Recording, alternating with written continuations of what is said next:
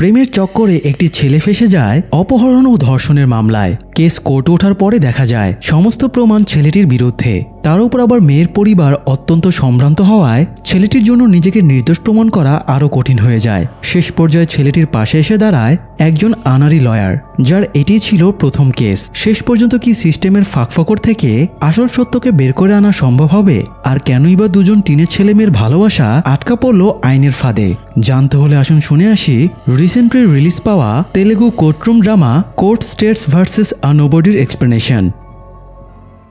Case number 16/2013। আসামি চন্দ্রশেখর ওরফে চান্দুর মামলার আজই শেষ হিয়ারিং। চান্দু রেপ, অপহরণ সহ পোক্সো কেসে অভিযুক্ত। এছাড়া সমস্ত প্রমাণাদিও তার বিপক্ষে। তাই হাল ছেড়ে দিয়ে চান্দুর পক্ষের উকিল জাজের কাছে অনুরোধ করে চান্দুর বয়স বিবেচনায় তার সাজা যেন কমিয়ে দেওয়া হয়। জাজ জানায় আগামী 23 তারিখ সোমবার সকাল 10টায় এই কেসের ফাইনাল রায় দেওয়া হবে। জাজের অর্ডার শোনার পরে চান্দুর বন্ধুরা মন খারাপ করে বাইরে চলে আসে, কারণ চান্দু একদম নিরপরাধ। বিনা অপরাধেই তাকে সাজা দেওয়া হচ্ছে। চান্দুর একজন বন্ধু সন্মুখ রেড্ডির সাথে চায়ের দোকানে একজন লয়ারের আলাপ হয়। লয়ার বলে এই কেসে তো চান্দুর শাস্তি হওয়ারই ছিল, তবে তারা যদি মাহন রায়ের মতো কোনো সিনিয়র লয়ারকে হায়ার করত তাহলে হয়তো চান্দু এই কেস থেকে বেঁচে যেত। কিছুদিন আগেই বিজয় বাড়াতে সে এরকম একটা কেস হ্যান্ডেল করেছে। এটা শুনে সম্মুখ বেশ উৎসুক হয়ে ওঠে এবং তার কাছে মাহন রায়ের ফোন নম্বর চায়। লয়ার তাকে মাহন রায়ের অ্যাসিস্ট্যান্ট সুরিয়া তেজার ফোন নম্বরটা দিয়ে দেয়। তেজা অনেকদিন ধরেই মাহন রায়ের অ্যাসিস্ট্যান্ট হিসেবে কাজ করছিল, আর এতদিন সে বেশ অভিজ্ঞ হয়ে উঠেছে। তবে আজ পর্যন্ত সে ইন্ডিভিজুয়াল কোনো কেস লড়ার সুযোগ পায়নি। তেজার একমাত্র স্বপ্নই হলো মাহন রায়ের মতো একজন বিখ্যাত লয়ার হয়ে ওঠা। যাই হোক, তেজা লাঞ্চ করছিল। এই সময় সন্মুখ তাকে ফোন করে বলে সে কেসের ব্যাপারে মাহন রায়ের সাথে কথা বলতে চায়। তেজা সন্মুখকে আগামী শুক্রবার আসতে বলে, কারণ পরবর্তী কয়েকদিনে তাদের অনেক কাজ পেন্ডিংয়ে পড়ে আছে। পরের দিন মাহন রায়ের কোর্টে একটা কেসের হিয়ারিং আছে। একজন ট্রাক ড্রাইভার একটা লোককে গাড়ি চাপা দিয়ে মেরে ফেলেছে। মাহন রাও সেই ড্রাইভারের পক্ষে কেস লড়ছে। এই জন্য কোর্টে ঢোকার সময়ে তেজাকে তার আরেকজন কলিগ জিজ্ঞেস করে এখানে ট্রাক ড্রাইভার তো স্পষ্ট অপরাধী, তাহলে মাহন রাও স্যার এই কেসটা কিভাবে জিতবে? তেজা কলিগকে পাই টু পাই বুঝিয়ে দেয় কিভাবে মোহন রাও কোর্টে ক্রস এক্সাম করবে, কি প্রশ্ন করবে, চার্জশিট থেকে কি ভুল বের করবে। সেই সাথে এটাও বলে দেয় এই কেসের রায় কি হবে। একটু পরে হিয়ারিং শুরু হলে দেখা যায় তেজার প্রেডিকশন হুবহু মিলে যাচ্ছে। এটা দেখে তেজার কলিগ অবাক হয়ে তেজাকে বলে সেও তো মাহন স্যারের মতো মামলা লড়ার জন্য যথেষ্ট স্মার্ট, তাহলে সে 3 বছর ধরে অ্যাসিস্ট্যান্ট হয়ে আছে কেন? তার তো নিজেরই কেস লড়া উচিত। তেজারও মনে হয় এই কেসটা যদি সে পেত তাহলে সেও জিততে পারত। মাহন রায়ের কাছে একটা জমি জমার নতুন কেস এসেছে। তেজা আগামীকাল মাহন রায়কে অনুরোধ করবে যাতে তাকে কেসটা সামলানোর দায়িত্ব দেওয়া হয়। তো পরের দিন অফিস আওয়ারে মোহন রাও তার সব অ্যাসিস্ট্যান্টকে জিজ্ঞেস করে কারো হাতে শিডিউল ফাঁকা আছে কিনা, কিন্তু দেখা যায় সবাই কোনো না কোনো কেসে ব্যস্ত আছে। তাই মাহন রাও বলে সে নিজেই জমির কেসটা সামলাবে। তখন তেজা ইশারায় তাকে বোঝায় সে কেসটা লড়ার জন্য প্রস্তুত, কিন্তু মাহন রাও তাকে গুরুত্ব না দিয়ে চেম্বারে চলে যায়। কিছুক্ষণ পরে তেজা ভেতরে গিয়ে সরাসরি বলে সে এই কেসটা সামলাতে চায়। মাহন রাও বলে তোমাকে কেস সামলানোর দায়িত্ব দিতে আমার কোনো আপত্তি নেই, তবে তার আগে আমাকে একটা প্রশ্নের উত্তর দাও। একটা রেলওয়ে ট্র্যাকে একটা ট্রেন যাচ্ছে, সেই লাইনে একজন মানুষ দাঁড়িয়ে আছে, আর তুমি এই সময় ট্রেনের ট্র্যাক চেঞ্জ করা লিভারের সামনে দাঁড়িয়ে আছো। তুমি যদি লিভারটা টান দাও তাহলে ট্রেনটা অন্য আরেকটা ট্র্যাকে চলে যাবে, কিন্তু সমস্যা হলো সেই ট্র্যাকে আবার 5 জন মানুষ দাঁড়িয়ে আছে। এখন তুমি যদি লিভার টানো তাহলে 5 জন মারা যাবে, আর যদি লিভার না টেনে ট্রেনটাকে যেতে দাও তাহলে 1 জন মারা যাবে। এক্ষেত্রে তুমি কি করবে? তেজা এক মুহূর্তে উত্তর দিয়ে দেয় একজনের চেয়ে 5 জনের জীবন বেশি দামি, তাই সে ওই 5 জনকেই বাঁচাবে। উত্তর শুনে মোহন রাও আর কিছুই বলে না। সে মুচকি হেসে তেজার পিঠে দুটো থাবা দিয়ে চলে যায়। মোহন রাও কিছু না বললেও তেজা এটাকে পজিটিভ সাইন হিসেবে ধরে নেয়। রাতে সে আনন্দে মাকে সুখবরটা দেয় যে সে শীঘ্রই ইন্ডিভিজুয়াল কেস লড়তে চলেছে। মোহন স্যার তাকে একটা কেস লড়ার দায়িত্ব দেবে। পরের দিন কোর্টে গিয়ে তেজা মাহন রাওকে আবারও কেসের ব্যাপারে জিজ্ঞেস করে। তখন মাহন রাও বলে তুমি যে 5 জনকে বাঁচাতে চেয়েছিলে ওরা হলো খুনি, ওদের বিরুদ্ধে খুনের কেস চলমান আছে, এখন তুমি কি করবে? এবার তেজা নিজের উত্তর চেঞ্জ করে বলে এই 5 জন যদি অপরাধী হয়ে থাকে তাহলে তাদের চেয়ে ওই একজন নিরীহ মানুষটার জীবন বেশি দামি, তাই সে ওই একজনকে বাঁচাবে। তেজার উত্তরে এবার মোহন রাও কিছু না বলে চলে যায়। কোর্ট শেষ করে গাড়িতে ওঠার সময়ে তেজা তাকে আবারও কেসের ব্যাপারে জিজ্ঞেস করলে সে বলে এই 5 জন মিলে একজন সরকারি কর্মকর্তাকে খুন করেছে। কারণ সেই কর্মকর্তা একটা জমি অবৈধভাবে বিক্রি করে দিচ্ছিল। সেই জমিতে প্রায় 600 পরিবার বসবাস করে, আর সমস্ত পরিবারগুলো এই 5 জনের ওপরে ডিপেন্ড করে আছে। এবার তুমি কি করবে? তেজা কয়েক সেকেন্ড ভেবে বলে, তাহলে সে এই 5 জনকে বাঁচিয়ে ওই একজনকে মেরে ফেলবে।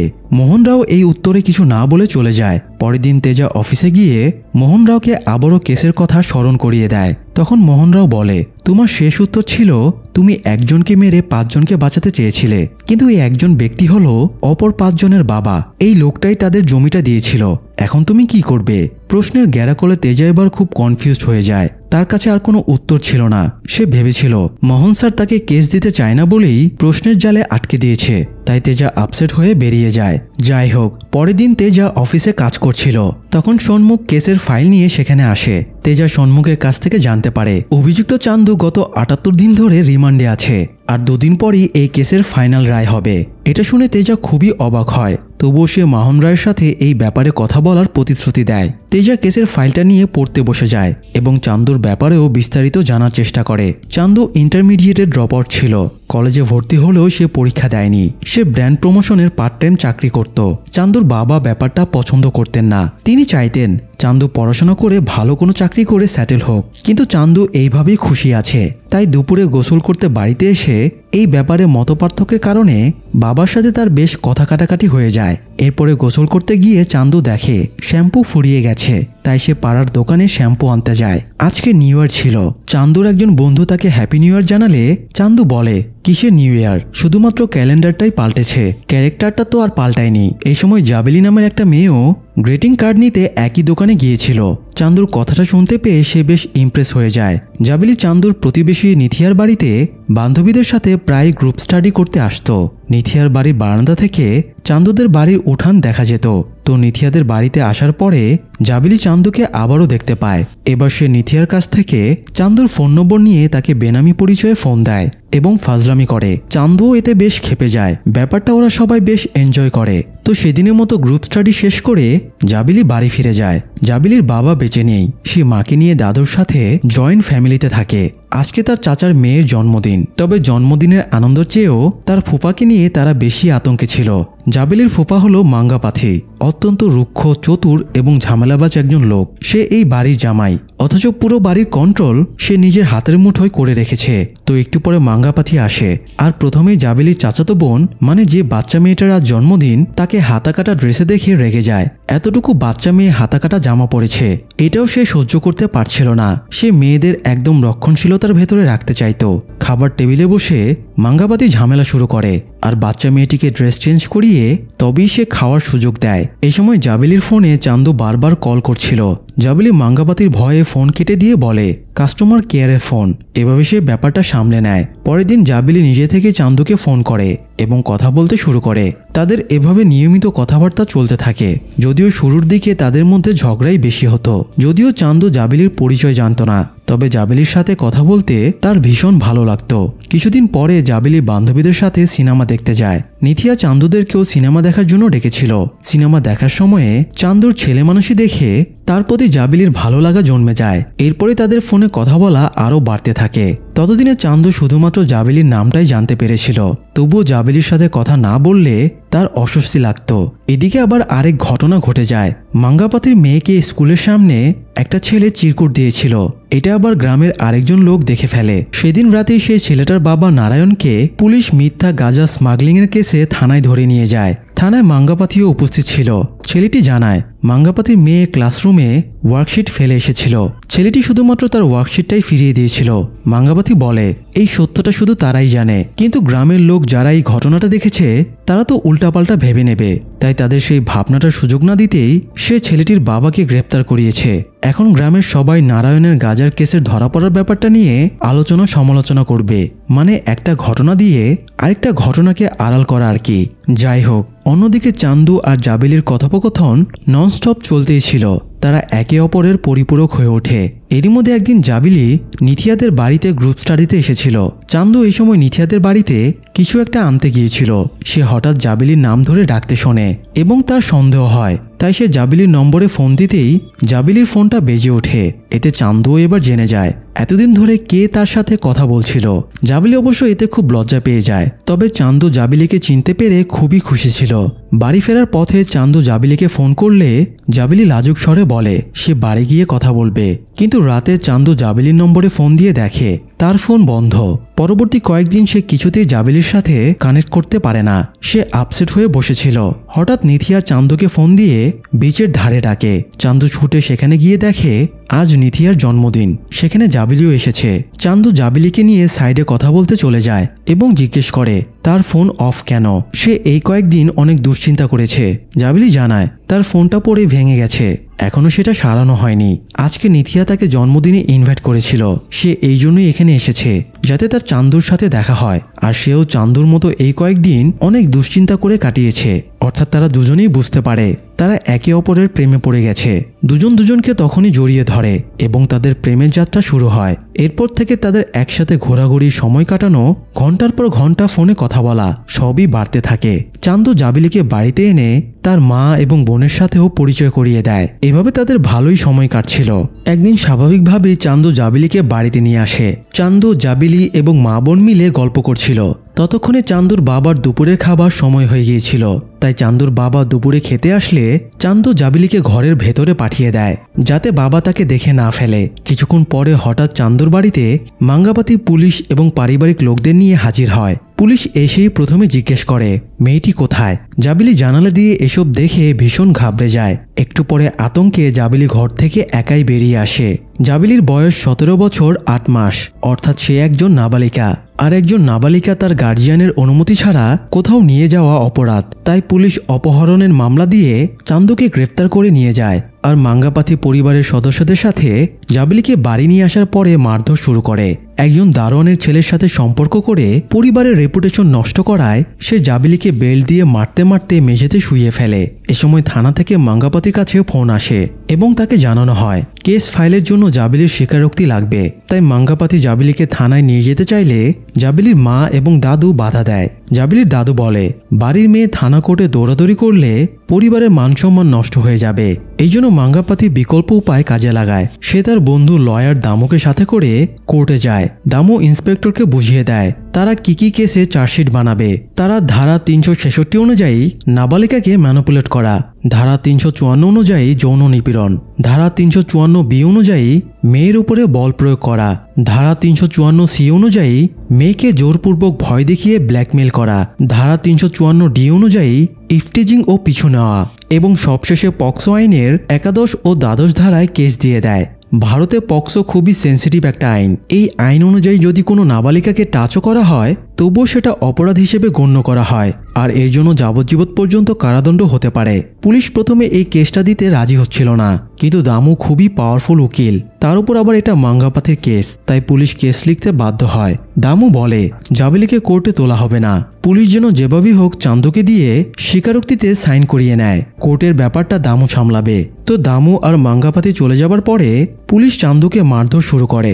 এদিকে চান্দুর পরিবার এবং আত্মীয়রা থানার বাইরে প্রহর গুনছে কখন চান্দুকে তারা ছেড়ে দেবে। অনেকক্ষণ পরে চান্দুকে পুলিশ বাইরে বের করে আনে। ততক্ষণে মার খেয়ে চান্দুর বেহাল দশা। পুলিশ চান্দুকে নিয়ে ম্যাজিস্ট্রেটের কাছে যায় এবং 14 দিনের জুডিশিয়াল রিমান্ডের ব্যবস্থা করে। সেই সাথে কেসও রেজিস্টার্ড হয়ে যায়। থানায় ফিরে এসে পুলিশ কেসের কপি চান্দুর বাড়ির লোকদের দিয়ে জানায় এখন তাদের যা করার কোর্টে গিয়ে করতে হবে। আপাতত চান্দু পুলিশ হেফাজতেই থাকবে। কোনো উপায়ন্তর না পেয়ে সন্মুখ রেড্ডি শিবারাম নামের একজন লয়ারের কাছে যায়। শিবারাম জানায় এটা খুবই ক্রিটিক্যাল কেস, তবে সে এই কেসে লড়বে আর তার জন্য 50,000 টাকা ফিস দিতে হবে। সন্মুখ শিবারামের কথায় রাজি হয়ে যায়, কিন্তু কোর্টের প্রথম হিয়ারিং ডেটেই দামু এবং মাঙ্গাপাতি শিবারামকে কিনে নেয় এবং বলে ফাইনাল রায় আসা পর্যন্ত যেন শিবারাম কেসটা চালিয়ে যায়। তো এরপরে তারা আদালত কক্ষে যায়। কেস কোর্টে উঠলে কেসের ডকুমেন্ট থেকে জানা যায় জাবিলি বাস স্ট্যান্ডে বাসের জন্য অপেক্ষা করছিল। তখন চান্দু সেখানে বাইক নিয়ে আসে এবং ভয়ভীতি দেখিয়ে জাবিলিকে বাইকে তুলে নেয়। এরপর জাবিলিকে জোর করে বাড়িতে নিয়ে যায়। তাদের এই দৃশ্যটা একজন স্থানীয় লোক দেখার পরে জাবিলির বাড়ির লোককে জানালে তারা পুলিশ নিয়ে গিয়ে জাবিলিকে উদ্ধার করে আনে। দামু জাজকে জানায় চান্দু 1 মাস ধরে জাবিলিকে পিছু করছিল আর তাকে ফিজিক্যাল রিলেশন করার জন্য চাপ দিচ্ছিল। জাবিলি রাজি না হওয়ায় চান্দু জাবিলির ফেক ফটো ইন্টারনেটে ভাইরাল করে দেওয়ারও ভয় দেখাচ্ছিল। সব শুনে জাজ চান্দুর জামিন আবেদন নামঞ্জুর করে দেয়। যায়। পরের হেয়ারিংয়ে দামু একটা নতুন সাক্ষী নিয়ে হাজির হয়। দামু এলাকার ফার্মাসিস্টকে কাঠগড়ায় তুললে সে জানায় সেদিন চান্দু জাবিলিকে বাসস্ট্যান্ড থেকে নিয়ে যাবার আগে ফার্মেসিতে গিয়েছিল এবং তার এক বন্ধুর মাধ্যমে কন্ডোম কিনেছিল। এই সাক্ষী দিয়ে দামু প্রমাণ করে চান্দুর জাবিলিকে যৌন নিপীড়নের প্ল্যান ছিল। ফলে জাজ আবারও চান্দুর জামিন নামঞ্জুর করে কাস্টাডিতে পাঠিয়ে দেয়। পরবর্তী হেয়ারিংয়ে দামু আরও কয়েকজন সাক্ষী ডেভিডু বাবু, রামানাইডু এবং আপ্পালা স্বামীকে নিয়ে আসে, যারা মিথ্যা সাক্ষী দেয়। তারা চান্দুকে জোর করে জাবিলিকে তুলে নিয়ে যেতে দেখেছে। ফলে এবারও সাক্ষীর প্রমাণ চান্দুর বিপক্ষে থাকায় তাকে কাস্টাডিতে পাঠিয়ে দেওয়া হয়। পরবর্তী হেয়ারিংয়ে চান্দুর বাবা মাকে কাঠগড়ায় তোলা হয়। দামু তাদের জিজ্ঞেস করে চান্দু যে বাড়িতে মেয়ে নিয়ে গেছে এটা তারা জানতো কিনা। এখানে চান্দুর বাবা এবং মা দুই রকম উত্তর দেয়। চান্দুর মা যেহেতু এই ব্যাপারে জানতো তাই সে হ্যাঁ উত্তর দেয়, এবং চান্দুর বাবা যেহেতু কিছুই জানতো না তাই সে না উত্তর দেয়। তো এই সাক্ষ্য দিয়ে দামু প্রমাণ করে তারা চান্দুর অভিভাবক হিসেবে একদম কেয়ারলেস। আর যেহেতু চান্দুর মা স্বীকার করেছে চান্দু জাবিলিকে বাড়িতে নিয়ে গিয়েছিল, তাই জাজ চান্দুকে আবারও কাস্টাডিতে পাঠিয়ে দেয়। পরের হেয়ারিং ডেটে জাবিলির মা সীতাকে কোর্টে তোলা হয়। দামু তাকে জিজ্ঞেস করে পুলিশ নিয়ে চান্দুর বাড়িতে যাবার পরে সে জাবিলিকে চান্দুদের ঘর থেকে বেরিয়ে আসতে দেখেছে কিনা। সীতা হ্যাঁ উত্তর দেয়। এরপরে দামু জাজকে বলে ওই ঘটনার পরে জাবিলি মানসিকভাবে ভেঙে পড়েছে। সে সামাজিক হেনস্থার জন্য ডিপ্রেসড হয়ে গিয়েছে। এই জন্য জাবিলির পক্ষে কোর্টে এসে স্বীকারোক্তি দেওয়া সম্ভব না। ব্যাপারটা প্রমাণ করার জন্য দামু সাইকিয়াট্রিস্ট ডাক্তার প্রভাকরকে সাক্ষী দিতে ডাকে। ডাক্তার প্রভাকর সাক্ষী দেয় ব্ল্যাকমেইলের কারণে জাবিলির বাইপোলার ডিসঅর্ডার নামক মানসিক রোগ হয়ে গেছে, তাই সে কোর্টে এসে সাক্ষী দিতে পারবে না। সে যদি এই ঘটনাগুলো আবারও মনে করার চেষ্টা করে তাহলে আরও বেশি অসুস্থ হয়ে পড়বে। তো কোর্ট ডাক্তারের সাক্ষ্যকে গুরুত্ব দিয়ে জাবিলির সরাসরি স্বীকারোক্তি ছাড়াই এই কেসের রায় দেওয়ার সিদ্ধান্ত নেয়। যাই হোক, পুরো ঘটনা জানার পরে তেজা কেস ফাইলটা মোহন রাওকে দেয়। মোহন রাও কেস ফাইল পড়ার পরে তেজাকে জানায় সে এই কেসটা নেবে না। তেজা মোহন রাওকে বলে এই কেসটা জিতার একটা সুযোগ আছে। তারা পুলিশের বিরুদ্ধে বেনিফিট অফ ডাউট তুলবে এবং কেসটার মোড় অন্যদিকে ঘুরিয়ে নেবে। কিন্তু মোহন রাও বলে যত যাই করা হোক না কেন এই কেস জেতা মোটেও সহজ না। তাছাড়া যেহেতু এটা পস্কো কেস তাই মোহন রাও এই কেসে নিজেকে জড়াতে চাইছিল না। মোহন রাও কেসটা রিজেক্ট করে দেওয়ায় তেজা খুবই আপসেট হয়। সে একজন নিরপরাধ ছেলের শাস্তি মেনে নিতে পারছিল না, তাই ঝোঁকের বসে সেই কেসটা লড়ার সিদ্ধান্ত নেয়। সন্মুখ দেখা করতে আসলে তেজা তাকে মিথ্যা করে বলে মোহন রাও স্যার কেসটা নিচ্ছেন আর উনার অ্যাসিস্টে কোর্টে তেজাই কেসটা লড়বে। সন্মুখ ভরসা পেয়ে খুশি মনে চলে যায়। তেজার এমন আত্মঘাতী সিদ্ধান্ত তার কলিগ লহরীর পছন্দ হচ্ছিল না। যেখানে বড় বড় লয়ার পস্কো কেসের নাম শুনে পেছনে সরে যাচ্ছে, সেখানে তেজার এই কেসে জড়িয়ে ক্যারিয়ারকে হুমকির মুখে ফেলার মানেই হয় না। তেজা বলে সে কোর্টে না গেলে বিনা অপরাধে ছেলেটা 14 বছরের জেল হয়ে যাবে, তাই সে ছেলেটাকে বাঁচানোর অন্তত একটা চেষ্টা করে দেখতে চায়। তো সোমবারে কোর্টে গিয়ে তেজা এই কেসের পুনরায় তদন্তের জন্য আবেদন করে। তেজার এই কাণ্ডে জাজও খেপে যায়। চান্দু অলরেডি দোষী প্রমাণিত হয়ে গেছে। আজকে ফাইনাল রায়ের ডেট। এখন আবারও পুনরায় তদন্ত চাওয়া মানে শুধু শুধু কোর্টের সময় নষ্ট করা। তবুও তেজা জাজকে কোনোভাবে ম্যানেজ করে ফেলে এবং জাজ নতুন একটা হিয়ারিংয়ের ডেট দেয়। এই ঘটনায় দামু এবং মাঙ্গাপাথি দুজনেই বেশ বিচলিত হয়ে পড়ে। অবশ্য দামুর কনফিডেন্স ছিল এই কেসটা তারা জিতেই গেছে। যাই হোক, পরের হিয়ারিংয়ে তেজা জিজ্ঞাসাবাদের জন্য স্বয়ং দামুকে কাঠগড়ায় তোলে। তেজা দামুকে জিজ্ঞেস করে আজকে সকালে বাড়ি থেকে কোর্টে আসার মাঝখানে সে কোথাও থেমেছিল কিনা। দামু জানায় সে পেট্রোল পাম্পে থেমেছিল। তেজা বলে দামুর গাড়ি তো ডিজেলে চলে, তাহলে সে পেট্রোল পাম্পের সামনে কি করছিল? দামু বলে তার বাড়িতে আরেকটা গাড়ি আছে যেটা পেট্রোলে চলে, সেই গাড়িতে তেল শেষ, সেই গাড়ির জন্যই সে পাম্প থেকে 1 বোতল পেট্রোল কিনেছিল। তেজা অভিযোগ তুলে বলে দামু মিথ্যা বলছে। দামুর সাথে তার প্রতিবেশী মুদি দোকানদারের ঝগড়া হয়েছে, তাই দামু তার দোকান পুড়িয়ে দেবার জন্যই পেট্রোল কিনেছে। উল্টাপাল্টা অভিযোগে দামু রেগে যায় আর বলে পেট্রোল কেনা কোনো অপরাধ না। যতক্ষণ না সে এই পেট্রোল দিয়ে আগুন ধরিয়ে কারো ক্ষতি করছে ততক্ষণ তার বিরুদ্ধে অভিযোগ করা যাবে না। এই কথাটাই তেজা দামুর মুখে শুনতে চাইছিল। সে এই কথার রেশ টেনে বলে একইভাবে কন্ডোম কেনাও অপরাধ না, যতক্ষণ না সেই কন্ডোম অসৎ উপায়ে ইউজ করা হচ্ছে। তেজার কথা শুনে দামু চমকে ওঠে। তেজা কথার প্যাচে তাকে এভাবে ধরাশয়ী করবে এটা দামু আন্দাজ করতে পারেনি। তো এবার তেজা চান্দুর সেই বন্ধুকে সাক্ষী দিতে ডাকে যে চান্দুর জন্য কন্ডোম কিনেছিল। চান্দুর বন্ধু জানায় সে না বলেই চান্দুর জন্য কন্ডোম কিনেছিল। সে ভেবেছিল চান্দু হয়তো জাবিলির সাথে শারীরিক সম্পর্ক করবে, কিন্তু কন্ডোমের প্যাকেট দেখে চান্দু খুব রেগে যায়। তার এরকম কোনো ইন্টেনশন ছিল না, তাই চান্দু কন্ডোমের প্যাকেটটা ছুঁড়ে ফেলে দিয়ে রাগ করে চলে গিয়েছিল। তেজা জাজকে বলে পুলিশও ঘটনার দিনে চান্দুর বাড়ি থেকে কোনো কন্ডোমের প্যাকেট পায়নি, তাই এই অভিযোগটা মিথ্যা। এরপরে তেজা সেই প্রত্যক্ষদর্শী 3 জন সাক্ষী ডেভিডু বাবু, রামানাইডু এবং আপ্পালা স্বামীকে পর্যায়ক্রমে কাঠগড়ায় ডাকে। এরা চান্দুর বাইকের নম্বর থেকে শুরু করে তার ড্রেসের কালার সহ সেদিনের সব ঘটনা মনে রেখেছে। তবে তেজা তাদের অন্যভাবে প্যাচে ফেলে। স্বীকারোক্তি অনুযায়ী তারা 3 জনই সেদিন মন্দির থেকে ফিরছিল, তাই তেজা এদের মন্দিরে যাওয়া আসার সময় জিজ্ঞেস করে মন্দিরে কি করতে কতক্ষণ লেগেছে, কয়টার সময় পৌঁছেছে, কয়টার সময় রওনা দিয়েছে, এইসব প্রশ্ন জিজ্ঞেস করে। যেহেতু তারা 3 জনই সাজানো মিথ্যা সাক্ষী ছিল আর এরা কেউই সেদিন মন্দিরে যায়নি, তাই এরা এক একজন এক এক রকম উত্তর দিয়ে সব গোজামিল করে ফেলে। সবশেষে তেজা কোর্টে নিথিয়ার স্বীকারোক্তির ভিডিও রেকর্ড করে সাবমিট করে। নিথিয়া জানায় ঘটনার দিনে ক্লাস শেষ করে সে আর জাবিলি হেঁটে বাড়িতে আসছিল। নিথিয়া নিজের বাড়িতে ঢুকে যায় আর জাবিলি চান্দুর বাড়িতে চলে যায়। অর্থাৎ এই স্বীকারোক্তি থেকে স্পষ্ট হয়ে যায় জাবিলি সেদিন বাস স্ট্যান্ডে যায়নি। আবার এই 3 জন প্রত্যক্ষদর্শীর সাক্ষ্যেরও কোনো মিল নেই, তাই তেজা প্রমাণ করে দেয় এরা সবাই মিথ্যা সাক্ষী দিয়েছে এবং জাবিলি নিজ ইচ্ছেতেই চান্দুর বাড়িতে গিয়েছিল। এই জন্য তেজা চান্দুর বিরুদ্ধে আনিত অভিযোগ 366A, 354 ABC এবং D খারিজ করে দেওয়ার অনুরোধ করে। জাজ দামুকে জিজ্ঞেস করে তেজাকে প্রতিহত করার জন্য তার কোনো স্ট্রং যুক্তি আছে কিনা। দামু কোর্টের কাছে সময় দাবি করে, ফলে জাজ আরেকটা হেয়ারিং ডেট দেয়। ঘটনা এই পর্যায়ে এসে যে এভাবে মোড় নেবে এটা দামু আর মাঙ্গাপাথি কল্পনাও করতে পারেনি। তারা এবার তেজাকে কিনে নেওয়ার চেষ্টা করে।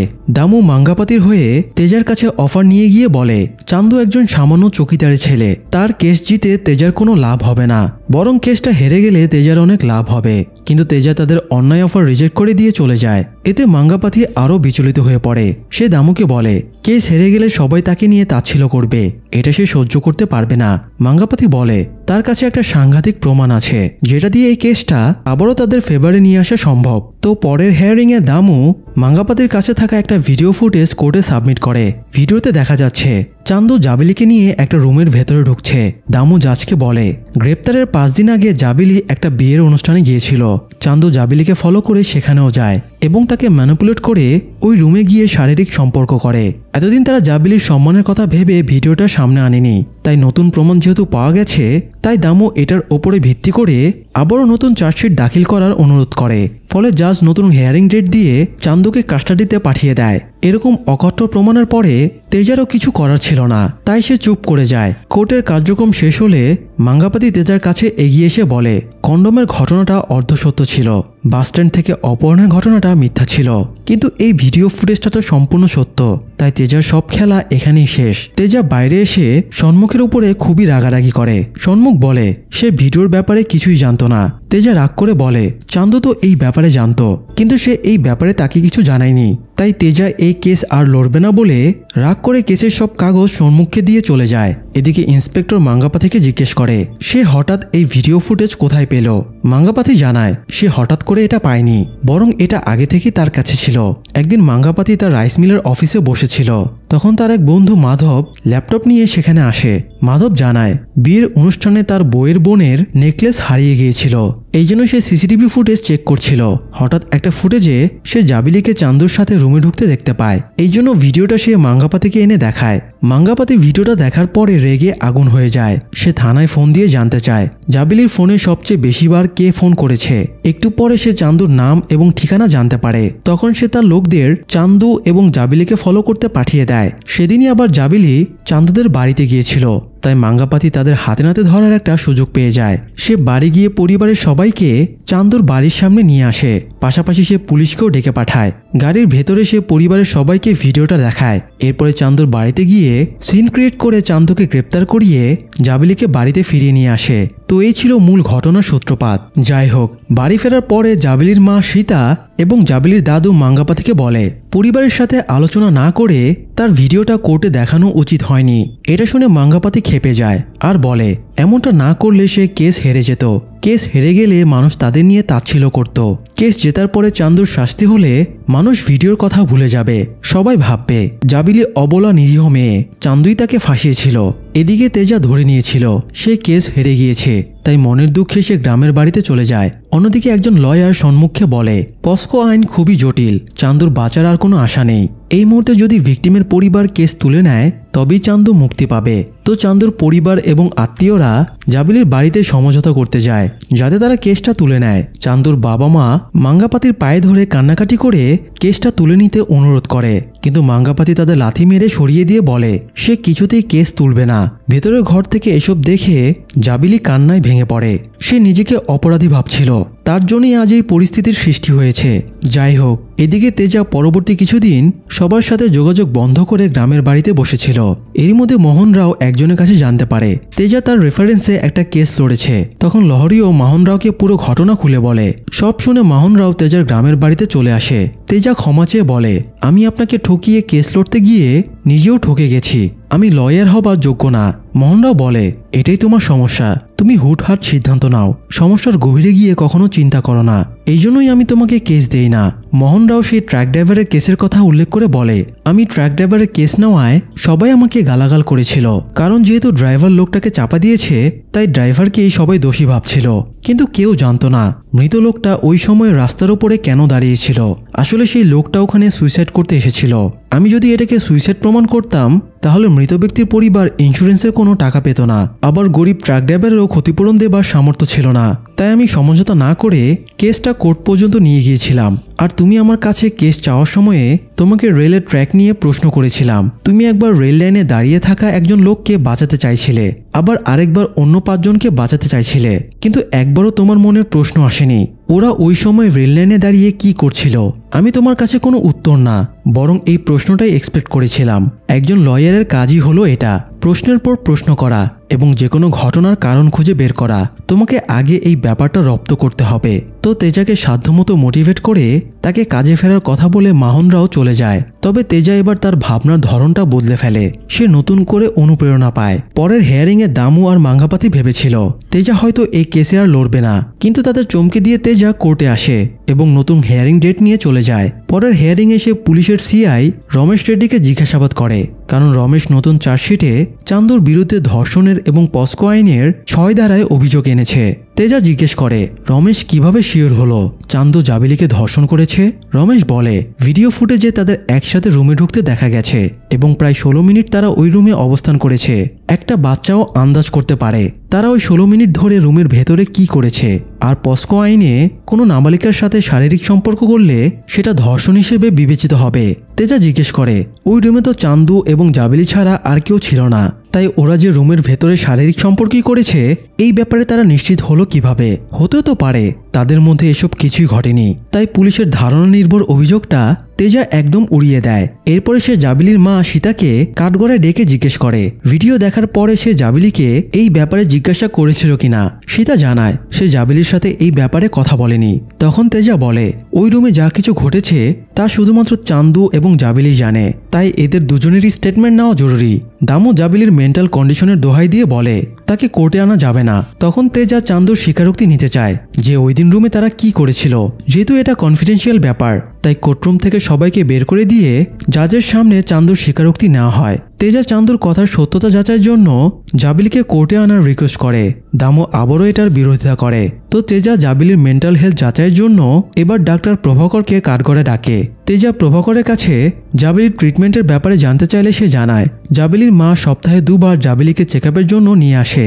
প্রতিবার জাবিলিকে পর্যবেক্ষণ করতে তার 5 থেকে 10 মিনিট সময় লাগে, কিন্তু যেহেতু এটা সরকারি হাসপাতাল তাই সেখানে যাওয়ার পরে সিরিয়াল পেতে তাদের 1-2 ঘন্টা অপেক্ষা করা লাগে। তো এবার তেজা ল্যাপটপ অন করে ডাক্তার প্রভাকরের অ্যাটেন্ডেন্স সাম্বামূর্তির একটা ভিডিও দেখায়। যেহেতু পেশেন্টরা হাসপাতালে এসে ঘন্টার পর ঘন্টা সিরিয়ালের জন্য অপেক্ষা করে তাই ডাক্তারের চেয়ে তার অ্যাটেন্ডেন্সই পেশেন্টদের সাথে বেশি সময় কাটায়। তো তেজা ছদ্মবেশে অ্যাটেন্ডেন্স সাম্বামূর্তিকে জাবিলির ফটো দেখিয়েছিল, কিন্তু সাম্বামূর্তি জাবিলিকে চিনতেই পারেনি। এই ভিডিওতে সেটাই রেকর্ড করা ছিল। জাবিলিকে সপ্তাহে 2 বার করে ঘন্টার পর ঘন্টা দেখার পরেও সাম্বামূর্তি তাকে চিনতে পারেনি। এটাই তেজা জাজকে বোঝায়। তবে দামু এটাকে এডিটিং অথবা সাম্বামূর্তিকে ভুল ছবি দেখানো হয়েছিল বলে দাবি করে। তাই তেজা এবার সাম্বামূর্তিকে কাঠগড়ায় তোলার জন্য অনুমতি চায়। কাঠগড়ায় ওঠার পরে সাম্বামূর্তির পুরো স্টেটমেন্টই বদলে যায়। সে জাবিলির ফটোটাও ঠিকঠাক চিনতে পারে এবং বলে গতদিন তেজা তাকে অন্য মেয়ের ফটো দেখিয়েছিল। তেজা বুঝতে পারে এরা সাম্বামূর্তিকেও কিনে ফেলেছে, তাই সে আরেকটা ট্রিক্স খাটায়। জাবিলির সাথে যেহেতু তার মা সীতাও হাসপাতালে যেত তাই স্বাভাবিকভাবে সাম্বামূর্তির সীতাকেও চেনার কথা। তাই সে এবার দুই হাতে দুটো মহিলার ফটো নিয়ে সাম্বামূর্তিকে জিজ্ঞেস করে এর মধ্যে সীতা কোনজন। সাম্বামূর্তি একটা ফটো দেখিয়ে দিলে তেজা বলে সাম্বামূর্তি ভুল ফটো সিলেক্ট করেছে। সাম্বামূর্তি যাকে সীতা বলেছে সে আসলে চান্দুর মা। সাম্বামূর্তি এবার ঘাবড়ে গিয়ে বলে সে চিনতে ভুল করেছে, তেজার অন্য হাতে যার ফটো সেই সীতা। এবার তেজা জানায় এই ফটোটাও সীতার না, বরং এটা স্বয়ং তার মায়ের ফটো। আর এই লজিক দিয়ে তেজা প্রমাণ করে দেয় এরা জাবিলিকে কোর্টে না আনার জন্য নাটক করছে। জাবিলির মেন্টাল কন্ডিশন একদম ঠিক আছে, এই জন্য জাজ আগামী হিয়ারিংয়ে জাবিলিকে কোর্টে হাজির করার নির্দেশ দেয়। বাইরে এসে দামু মাঙ্গাপাতিকে বলে এখন তাদের সামনে দুটো অপশন আছে, হয় জাবিলি কোর্টে এসে চান্দুর বিরুদ্ধে সাক্ষী দেবে, না হলে তাদের কেস তুলে নিতে হবে। মাঙ্গাপাতি কিছুতেই কেস তুলে নেবার পক্ষে ছিল না। সে বাড়ি ফিরে বলে আগামীকাল শুক্রবারে জাবিলিকে কোর্টে যাওয়া লাগবে।